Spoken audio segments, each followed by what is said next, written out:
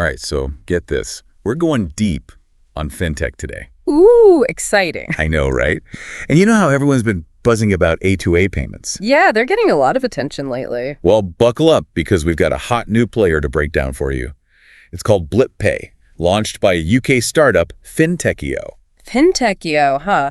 I've heard the name but haven't dug into them yet. So to start, for anyone just tuning in, can you give us that A2A 101? You got it. A2A stands for account to account, and it's all about sending money directly from your bank to someone else's. Like no credit cards involved? Exactly. You completely bypass all those traditional middlemen like credit card companies. Interesting. So no more juggling card numbers or worrying about those pesky processing fees. That's the idea. A2A aims to make payments faster, cheaper, and more secure. Okay, I'm starting to see the appeal. So where does this BlipPay fit into all of this?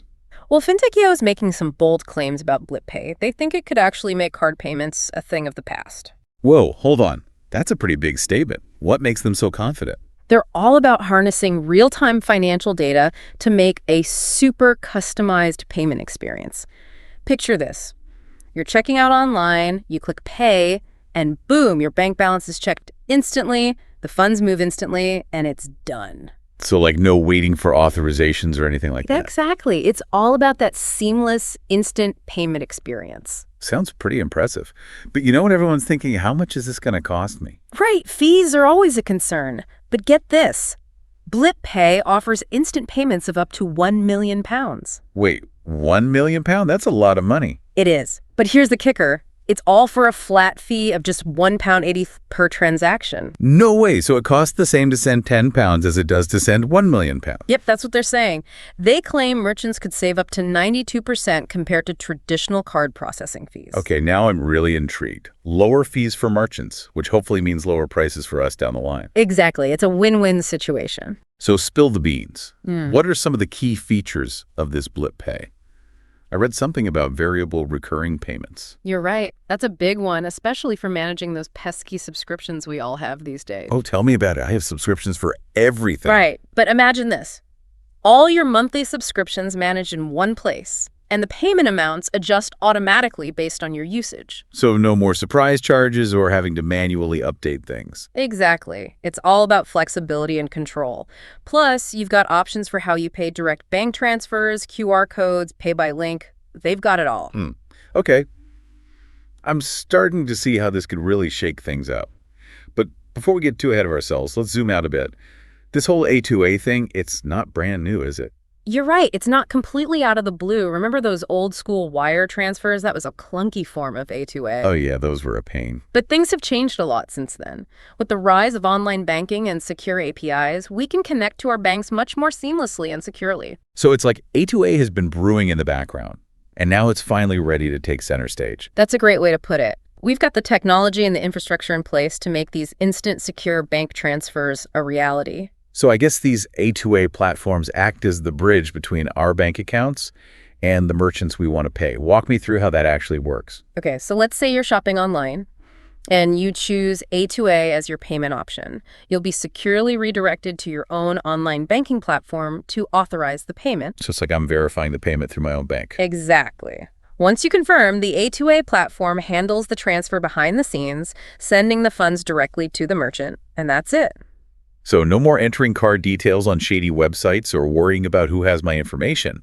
It sounds like a big win for security, and the speed is a major plus, too. It is. And businesses love it because they get their money faster and avoid those hefty card processing fees. It's like this ripple effect of benefits for everyone involved. Faster payments, lower costs, increased security. It's pretty impressive when you think about it. It is, and we're just scratching the surface here. I know, right? There's so much more to unpack. This A2A thing is definitely one to watch. Absolutely. It's got the potential to revolutionize how we think about and use money. Okay, we've laid the groundwork, but there's still so much more to explore. Stay tuned as we continue our deep dive into the world of A2A payments. This is going to be good. I know, right? We're just getting started. Okay, so we've established that A2A is shaking things up in the payment world. Big time. But how does it actually stack up against those payment methods we're all used to? Let's start with the OG credit and debit cards. Yeah, they're everywhere. They are, but are they really the best option these days? That's the million-dollar question, isn't it? It is. I mean, I love the convenience of cards, But those fees and security concerns always linger in the back of my mind. I hear you. And that's where A2A really shines. It tackles both of those issues head on. Okay, so let's talk about the fees first. If I'm someone who's always trying to keep those credit card bills in check, could A2A actually save me money? It could. Think about it. A2A cuts out the middlemen and those card processing fees that businesses have to pay. Right, and if businesses save money, that could mean lower prices for us. Exactly. It's all about passing those savings down the line. Makes sense. Now let's talk about the elephant in the room, security. I'm constantly worried about data breaches these days. Is A2A really that much safer than using my card? It's a valid concern, and the beauty of A2A is that you're not sharing your sensitive card details with every merchant you interact with. That does sound safer. It is. You're relying on your bank's security systems, which are usually way more robust than what individual merchants can offer. So it's like keeping my financial info locked down in Fort Knox. Pretty much. You're cutting out a lot of potential vulnerabilities. Okay, security and potentially lower prices. Those are two big check marks in the A2A column. But let's be real. Cards are just so darn convenient. I can whip out my card and pay for pretty much anything, anywhere. Does A2A have that kind of reach? That's the catch. Widespread adoption is still a work in progress for A2A. So while I might be able to pay for my online shopping with A2A, I might still need my card at the local coffee shop. Probably, for now. But remember, this technology is still relatively new, and it's gaining traction fast. So you're saying it's just a matter of time before A2A becomes more widely accepted? I think so. As more people demand it and more businesses see its benefits, it'll become harder to ignore. Makes sense. What about speed? Cards are pretty much instant these days. Can A2A keep up? It's not just about keeping up. A2A can actually be faster. Oh, really? I didn't know that. Yeah, those transactions are often processed in real time, meaning the money moves instantly from your account to the merchant's. Wow, I didn't realize it was actually faster in some cases. Pretty impressive. It is. Now let's switch gears for a second and talk about digital wallets. They've become a staple for a lot of people. Yeah, they're super popular. They are. But they often rely on those same old credit or debit cards behind the scenes. So I might be enjoying that tap-to-pay magic, but those pesky processing fees are still lurking in the background. Exactly. And those fees can eat into a business's profits, which ultimately impacts what we pay as consumers. So even though they seem sleek and modern, digital wallets might not be the most cost-effective option in the long run. That's a good point. Plus, A2A gives you that direct connection to your bank without an extra layer in between. I hadn't thought about it that way. So it's like A2A streamlines the whole process, potentially making it faster and smoother. Exactly. Now, we can't talk about payments without mentioning the elephant in the room, cryptocurrencies. Oh yeah, crypto is everywhere these days. It is. It's definitely shaking things up in the finance world with all that talk of decentralization and global payments.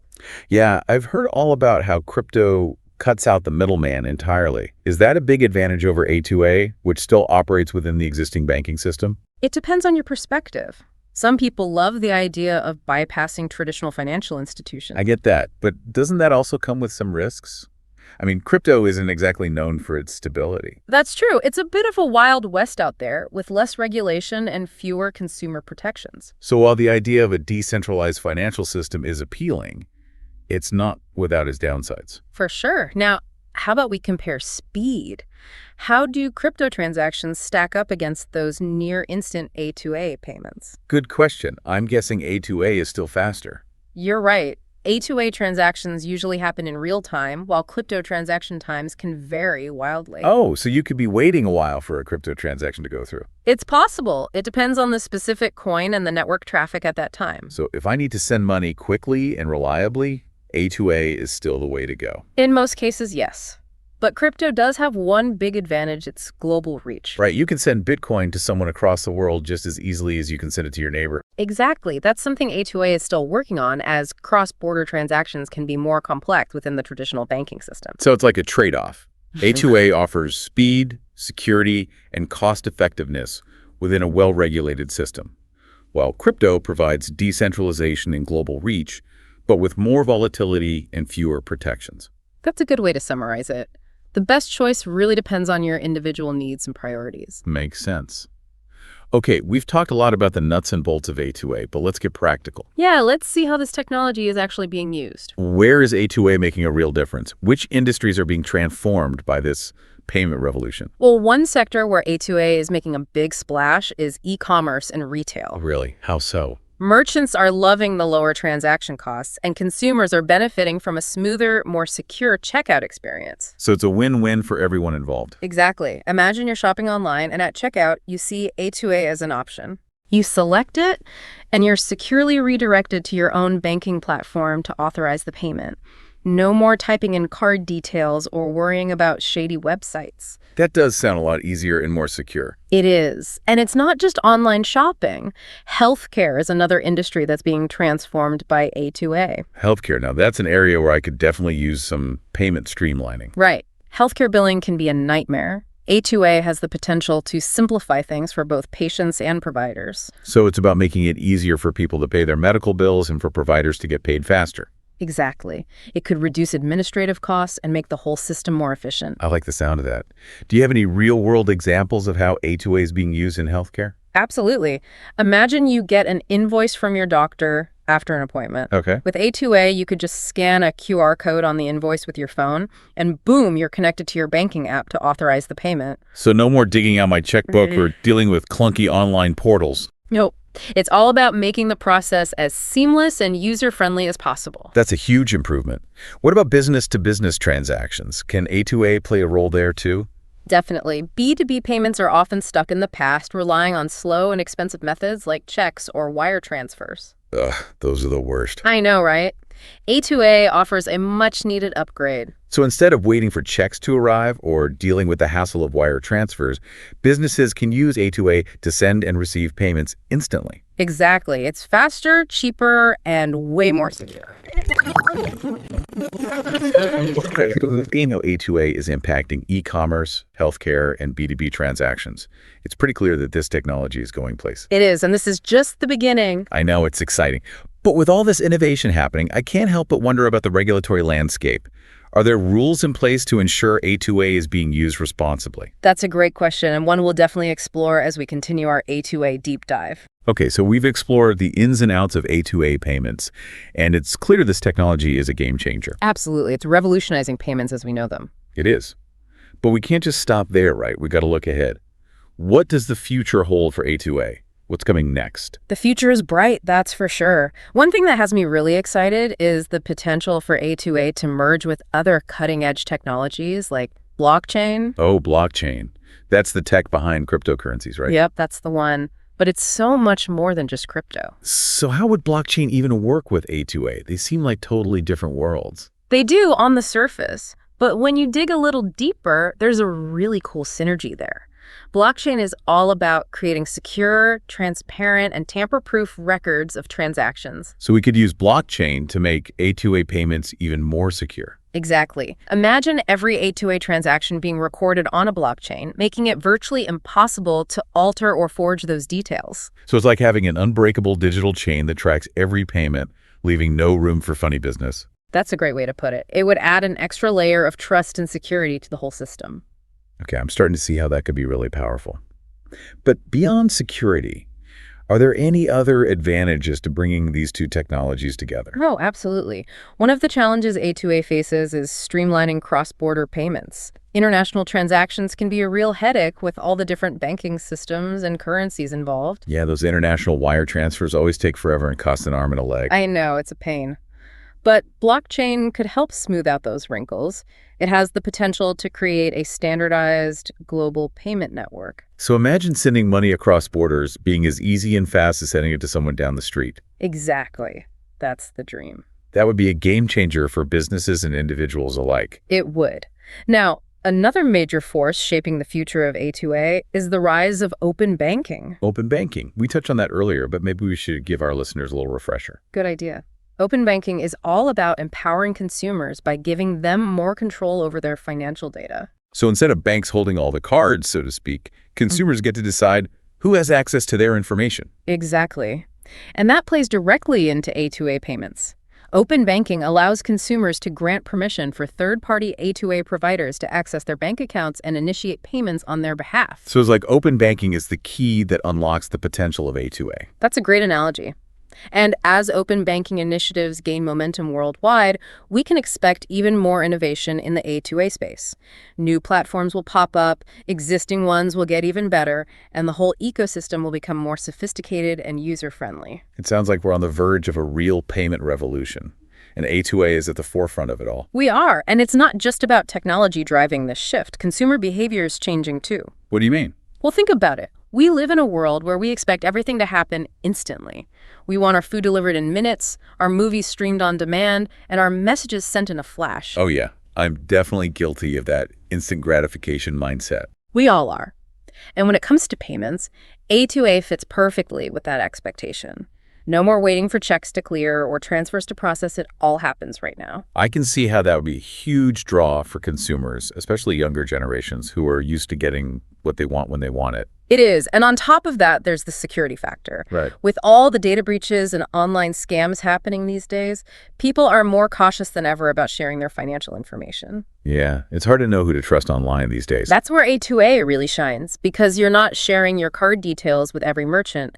There's less risk of that information falling into the wrong hands. It's like A2A provides a little peace of mind in an otherwise chaotic digital world. Exactly. And as more people realize the benefits of A2A, I think we'll see even more people making the switch. So lower costs, faster transactions, increased security, and a seamless user experience. A2A seems like it has it all. It does, and this is just the beginning. The potential for A2A to transform the financial landscape is huge. Well, we've covered a lot of ground in this deep dive. From the emergence of BlipPay to the future of A2A and blockchain, it's clear that this technology is poised to change the way we think about money. It is. It's a really exciting time to be following the world of fintech. It is. We encourage everyone to check out the show notes for links to all the sources we talked about today. And as you go about your day, we want you to think about this. What industries do you think will be most impacted by A2A in the next 5 years? And how might this shift affect your own financial habits? Thanks for joining us on this deep dive into the world of A2A payments.